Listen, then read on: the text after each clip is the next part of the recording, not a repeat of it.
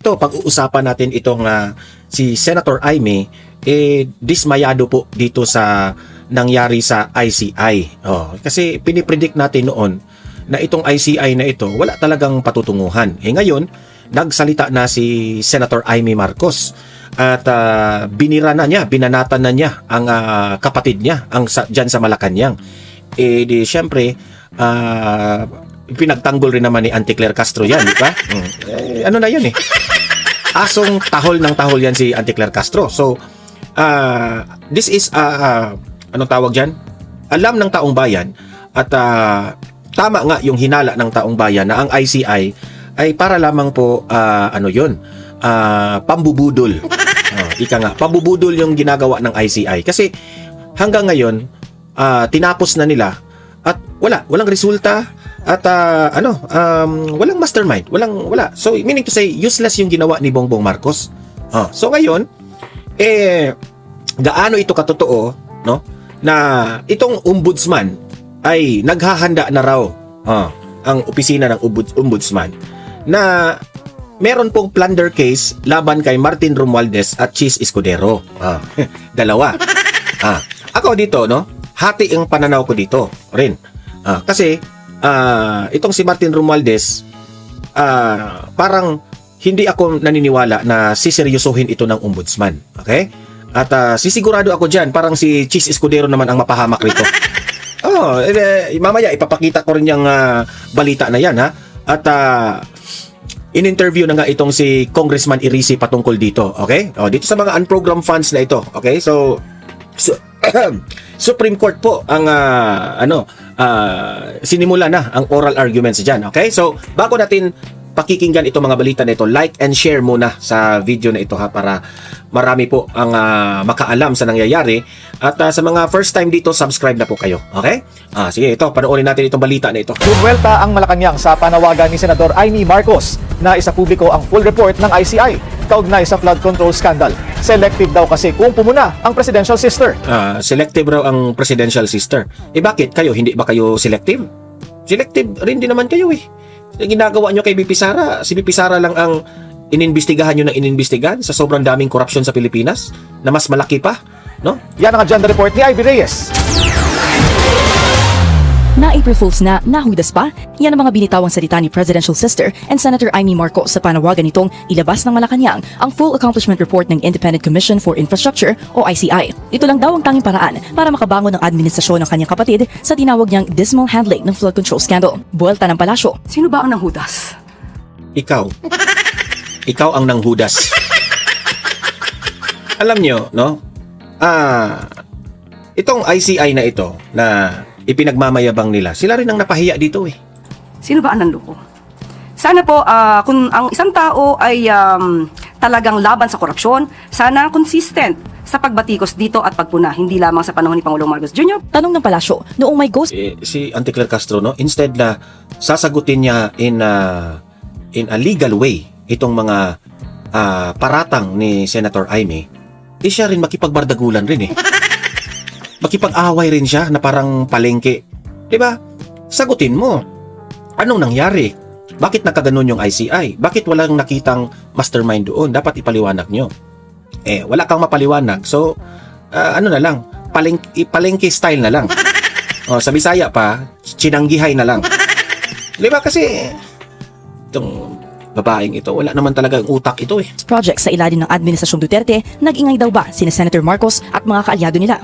May isinumite naman daw na accomplishment report ng ICI, kaya hindi masasabing wala itong yung accomplishment report ninyo, ano lang yan, sa tingin namin, for the report lang yan, para meron po kayong maipasang report. Pero kung iisipin natin ng malalim, ang tanong ng taong bayan, nagawan ba ng hustisya? Diba? Gusto namin ng hustisya, yung may makulo na mastermind. Ikukumpara natin magkano yung ninakaw at magkano yung perang nasa uli na isa uli. Kasi kung pagbabasihan natin yung mga report ninyo, na isa uli ba lahat? Kasi sa palagay ng taong bayan parang wala di ba? Wala. Yung ine-expect namin na mastermind, hindi man lang ninyo inimbestigahan. ginawa. Pero hindi sinagot ng Malacanang kung Walang, alam mo, Ante Claire Castro, yung ipinakita mo, walang silbi yan. Walang silbi yan kasi sulat lang yan, papel lang yan. Okay, sa totoo lang, papel lang yan eh. Ang dali-dali naman gumagawa ng accomplishment report na sulat ninyo, ganito po ang inimbestigahan namin, ganito po ang nasa uling pera, walang problema dyan. Ang tanong, paano ninyo mako-convince ang taong bayan na talagang naibalik lahat yung nakurap? Kasi sayang rin yung pera na yun eh. 'Di ba? Nakakagalit yun eh. Malaking halaga yun eh. Umabot ng bilyon. 'Di ba? Niloloko ninyo ang taong bayan. Nabigyan nyo ba yung sapat na hustisya yung taong bayan? 'Di ba wala? tulong ng Pangulo na ilabas ng Department of Justice o Office of the Ombudsman ang full Isa pa yung Department of Justice at itong Ombudsman hindi rin mapagkakatiwalaan report ng komisyon. Nasa Ombudsman na DOJ na rin daw kung ihahayag nila kung naisama ba sa wala pang isang taong pag-iimbestiga ng ICI ang mga flood control at infrastructure project within the last 10 years na obligadong imbestigahan sa ilalim ng executive order ni PBBM. Para sa agenda, I view Tapos idadamay nyo pa yung administrasyong Duterte. 'Di ba? Ang usapan dito yung ipinagmayabang ni BBM na 5,500 flood control projects noong unang sonan niya. Nagmamayabang siya eh. At the end of the day, bumaha pa rin. Noong bumaha pa rin, napag-alaman nila na anong nangyari? Meron palang ghost projects. Ang dami palang korupsyon. Kasi finak-check na ng Panginoon eh. Kung hindi yun binaha, hindi malalaman natin na laganap na pala yung korupsyon. Kasi wala silang maipakita eh. We want results. We want results, Ante Claire Castro. Kung talagang maganda po ang pagka-deliver ng flood control na mga ito, edi sana kapag umulan, hindi na nagbabaha. Buti ngayon kasi summer ngayon eh. Pagdating na naman ng Hunyo, Hulyo, Agosto, Setyembre, baha na naman yan. Balikan nyo itong video na ito. Pustahan tayo, babaha na naman yan. Nabigyan nyo ba ng hustisya ang taong bayan sa mga ganitong bagay? Wala. Di ba? Tapos ngayon, ang pautot nila, imbestigahan na nila si Martin Romualdez. Para hindi masyadong halata na mapahiya itong si Martin Romualdez, sinama na nila si Chis Escudero. Kasi si Chis Escudero, alam naman natin na ito yung naging Senate President rin na minention niya si Martin Romualdez. Hindi ko maalala natin, di ba? Mabigat yun. Yung binanggit ni Chis Escudero si Martin Romualdez. Siguro, duda ako rito, nagalit si Martin Romualdez. Tapos, siguro si Martin Romualdez, sabi niya kay BBM, analysis ko lang ito baka sinabi ni Martin Romualdez, paano ba ito? Ang Senate President mo, tinamay, binuking ako. Sana gaganti rin tayo dito kay Chis Escudero. Di syempre, kasi pinsan sila Martin Romualdez at si BBM. Duda ko lang ito na baka ganito ang nangyari. Siguro sinabi ni BBM, okay, gaganti tayo. Okay, itong halik sa puwet na si Rimulya, Rimulya, gawan mo nga ito ng paraan. Ipahamak mo rin yan, yung si Chis Escudero. Tapos, para kasi si BBM tinatrabaho rin nila yung rating ni BBM kasi napahiya na sila nag-negative na yung rating ni BBM Okay, sige. Para hindi ako mapahiya nito, imbestigahan natin yung pinsan kong si Martin Romualdez para sabihin ng taong bayan na itong administrasyong Marcos walang pinipili, kahit pinsan ko iimbestigahan namin. Parang gano'n So, imbestigahan natin si Martin Romualdez, imbestigahan rin natin si Chis Escudero para makaganti rin tayo. Kasi nafe-feel na nila na si Chis Escudero papunta na dito liliko na kay VP Sara So, yan. Ang nangyari, sabi ni BBM, gawan mo yan ng paraan para tataas yung rating natin kasi nag-negative na tayo, napahiya na tayo. Imbestigahan mo yung pinsan ko, pero ang papapanagutin natin yung si Chis Escudero. Baka may ganun Itong mga analysis ko, baka mag-bingo ako dito. Ayon kay Maharlika. Bingo! So, ganun po ang nangyari. Ito yung balita, panoorin natin. Inihahanda na raw ng Office of the Ombudsman ang plunder case laban kina former House Speaker Martin Romualdez at Plunder case plunder case. Senador Francis Escudero kaugnay ng flood control scandal. Ayon kay Ombudsman Boying Remulla, may conspiracy Ito rin si Remulla kasi. Nasasayangan ako dito kasi magaling sana itong si Remulla na sa kanyang kagalingan, sumang-ayon siya kay Erwin Tulfo sa Sometimes We Have to Bend the Law. Alam mo bakit nagagalingan ako dito sa taong ito? Kasi maganda na sana yung ginawa niya doon sa ABS-CBN noon. 'Di ba? Yung talagang inimbestigahan nila yung ABS-CBN patungkol sa prangkisa ng ABS-CBN. Humahanga tayo sa kanya doon dati. Ay nako, ewan ko lang. umano sa likod ng anomalya batay sa mga Senate testimony. Sa Mayo, planong isampa ng Ombudsman ang kaso. Wala pang pahayag si Romualdez at Escudero tungkol dito.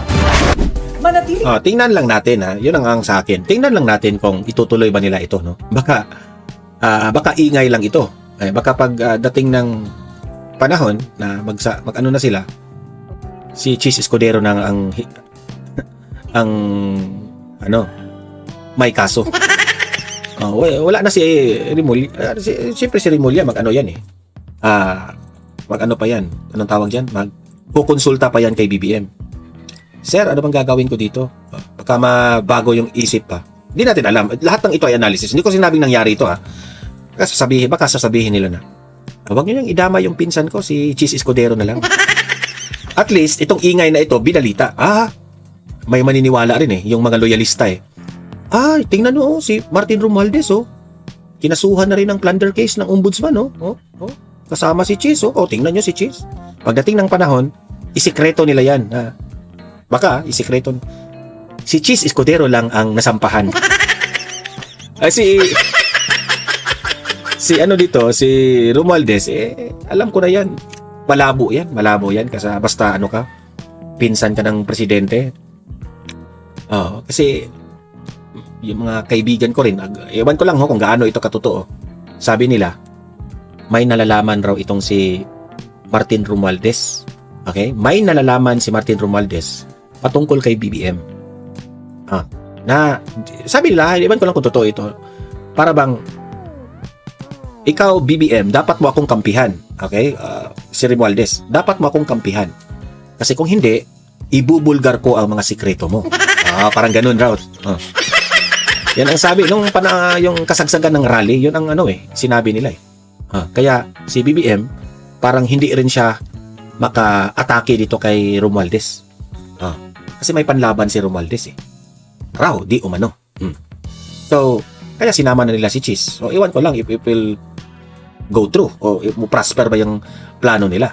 So, ngayon naman, natutuwa ako ngayon kasi itong Supreme Court ay di umano ay sisimula na itong oral arguments ng program funds. So, pakinggan rin natin si Representative Irice patungkol po dito kasi in-interview siya ni Pinky Webb. Okay? Ito panoorin po natin.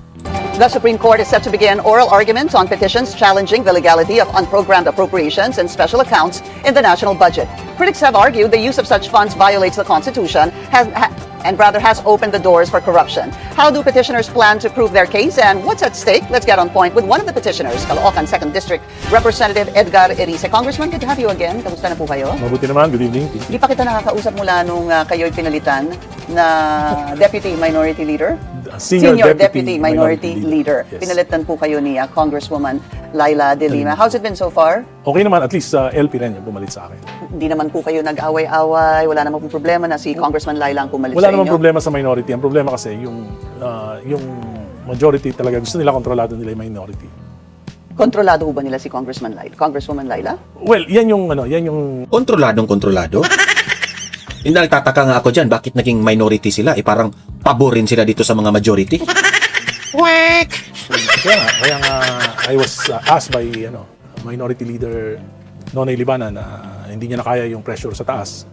So, kaya... Bakit kaya? Kailangan kayong palitan. Dahil, balikan po natin, naging maingay ho kayo. Yes, of course. Alright. I did my job. Criticizing the government. I did my job to... Siyempre, pinalitan siya kasi ini-expose niya yung mga kabalastugan eh. Di ba? Obvious. provide check and balance. Yan naman dapat na talagang trabaho ko. Kaya nga pinalitan ako dahil ginawa ko yung trabaho ko. Correct. And do you think... Kailangan nila, ang gusto nila, huwag gagawin ng trabaho. Di ba? Kasi ako saludo ko sa iyo, Congressman Irice, for doing your job, no? Even if ikaw ay pinklawan. We asked you